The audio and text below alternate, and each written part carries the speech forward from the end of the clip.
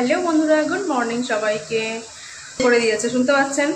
টিউশনে গেছে পড়তে, না টিউশনে গেছে যোগা ক্লাসে। আমি নিয়ে যেতে পারিনি, ওর বাবা নিয়ে গেছে। কারণ আমি সকাল সকাল রান্নাঘরে আজকে চলে এসেছি। আজকে হচ্ছে আমাদের বাড়িতে একটা আইবুড়ো ভাতের অনুষ্ঠান হবে, তো সেই জন্যই দাঁড়ান বন্ধ করি আগে। ও ভগবান, ওপরে যাচ্ছে এরোপ্লেন আর এদিকে সমানেও চেঁচিয়ে যাচ্ছে। জানি না কতটা কি আপনারা শুনতে পাচ্ছেন।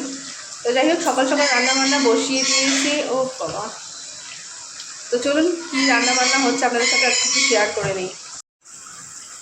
তো এই যে বন্ধুরা, এখানে আলু ভাজা হয়ে গেছে। যেহেতু 5 রকম ভাজা করতে হয়, তো এখানে হচ্ছে কড়াইতে পটল ভাজা, আর এখানে বেগুন কুমড়ো কেটে নুন হলুদ মাখানো আছে, আর এখানে শিম আছে, শিমটা ভাজা হবে। তবে লাউটা হবে একটু ডাল দিয়ে করব। এই যে ডালটা প্রেশার করে সেদ্ধ করা আছে।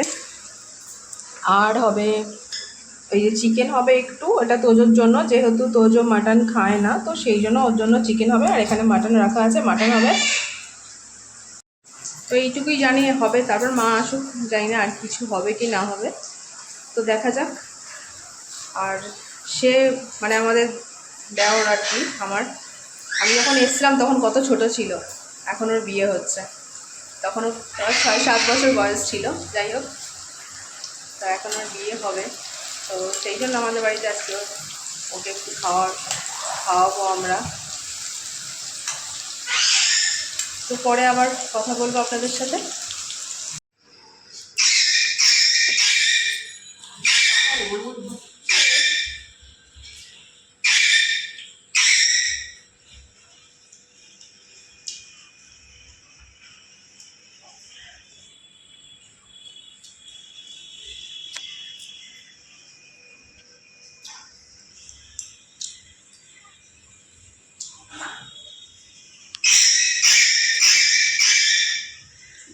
টাকা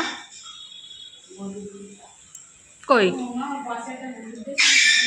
না, আমরা দেবো না, লাস্টে যেখানে খাবে সেখানে। হুম। তো বন্ধুরা, আশীর্বাদের পর্ব শেষ হয়ে গেল।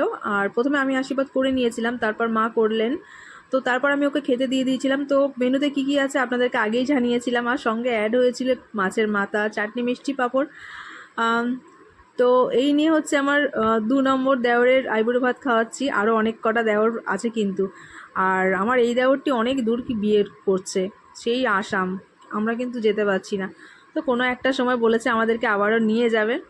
তো ভিডিওটা কেমন লাগলো অবশ্যই কিন্তু জানাবেন।